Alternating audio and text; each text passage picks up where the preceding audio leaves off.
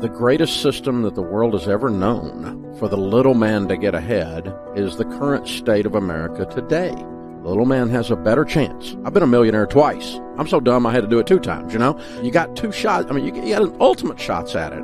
But it's all about me taking responsibility and me making decisions and me understanding that you're going to reap what you sow. So if you put corn seed in the ground, don't be shocked that corn grows. There's technically only one real definition. There's definitions that have agendas. For instance, you hear politicians say that a millionaire is someone who makes $1 million a year. That is not the definition. There's an accounting finance definition for millionaire. It's fairly simple. Assets minus liabilities, what you own minus what you owe. When that equals greater than $1 million, you are by definition a millionaire. It's not a moral construct. It's not a decision of if that's enough or not enough or too much. It's not any of those things. It's a math equation, what you own minus what you owe. That's exactly what occurs. There's somewhere around 13 million millionaires in America today. We completed a couple of years ago in our research department an airtight piece of research, the largest study of millionaires ever done. Over 10,164 of them were surveyed, and we did in-depth discussions with them to find out exactly who they are, demographically who they are, where did their money come from, what are their careers, all those kinds of things. Here's what's interesting.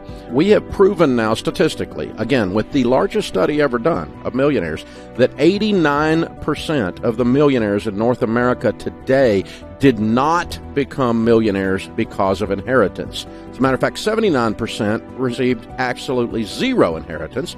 5% received a very small inheritance, $5,000 from their grandmother or something like that, not enough to make them a millionaire. And another 5% received substantial money after they were already millionaires. Like a friend of mine, he's got a $1.2 million net worth. His parents passed away after he was already a millionaire, left him $250,000 more, so now he's 1.45. The definition of middle class has completely changed. In 1960, middle class was an 1,100 square foot brick home with 1.2 cars in the driveway. Today, middle class is 2,800 square foot, 2-story with 2.3 cars in the driveway, meaning they've got on average. So we define middle class by what in 1960 we would have called at least upper middle class, maybe lower upper class. And so we've changed our standards of living so high across the board in America that we have the richest poor people in the world. I'm hopeful it comes under control for multiple reasons. I think part of the reason for the inflation is this ridiculous government policy of just printing money like there's no tomorrow and throwing it at everything and paying people to not work. But the other thing that's caused this particular piece of inflation, it's very unusual, and I didn't see it coming, but looking back on it, I kind of feel like I should have seen it coming. Anytime there's an earthquake at sea, following that, there's a tsunami.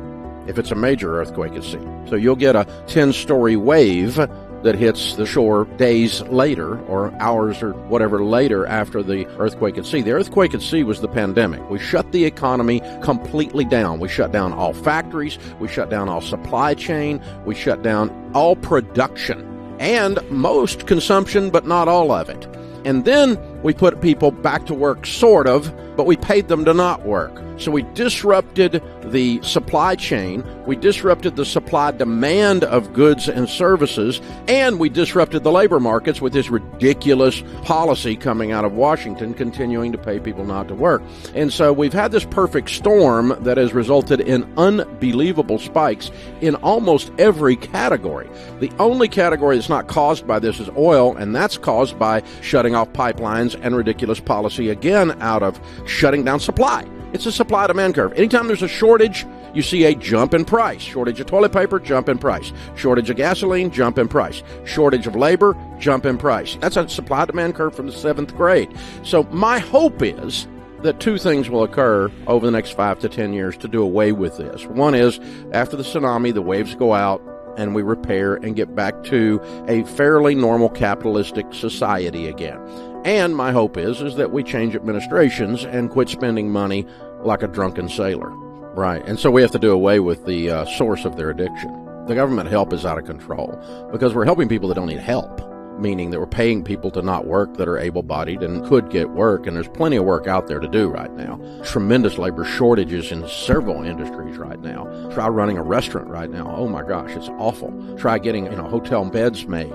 ridiculously hard. So the people in the service industries, the first ones that got hurt the most with the pandemic, quarantine, and the shutdowns, it was the lower socioeconomic rungs. They're the ones that haven't come back. And they're the ones that are holding up, the economy from moving again. And it's all caused by these extended, out-of-control government programs. And it's not being helpful. They're trying to be helpful. But that's not helpful to that person 10 years from today to teach them to not work. Anytime you get desperate, right after that, financially, you get stupid. I've done it, and, if you start getting desperate and you're freaking out over the spike in inflation, or you're freaking out over all these disturbances in the economy, and you go to some kind of desperate move to get rich quick in some unproven process, that's just not wise. And so I can tell you what I'm personally doing. I'm personally continuing to do what I've done for 30 years.